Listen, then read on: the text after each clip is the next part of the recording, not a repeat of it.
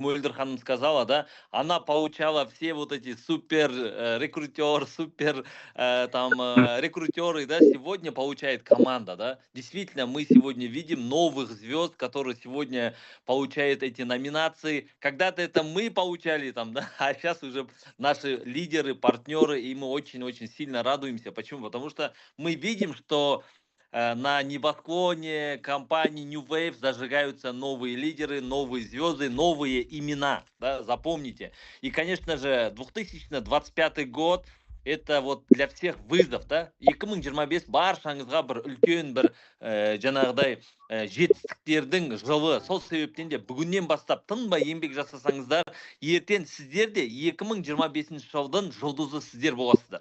Если вы сегодня вот прям поставите цель и будете работать, именно звездами 2025 года будете вы. И, конечно же, дебют года, да, кто же именно дебютировал и занял вообще, кто является номинантами? Давайте сперва посмотрим, да?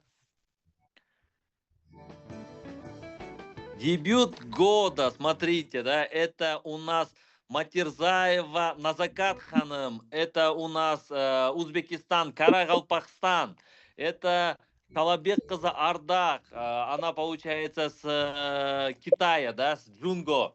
И, конечно же, это Байзах Айгерим, это партнер с Астаны, да. Представьте, да, это вот новые имена, новые звезды, которые именно сегодня зажглись на небосклоне компании New Wave.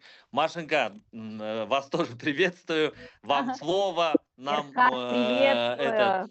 прям, знаете, хочется услышать, кто же победитель, кто же новая звезда компании New Wave, который именно выиграл дебют года.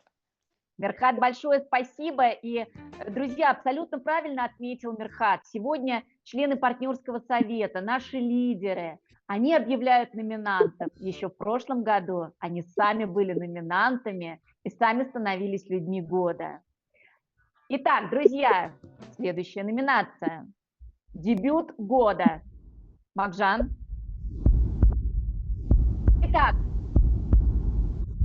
победителем в номинации «Дебют года» становится Шалатлы Арда, друзья, представитель Китая, лидер Китая.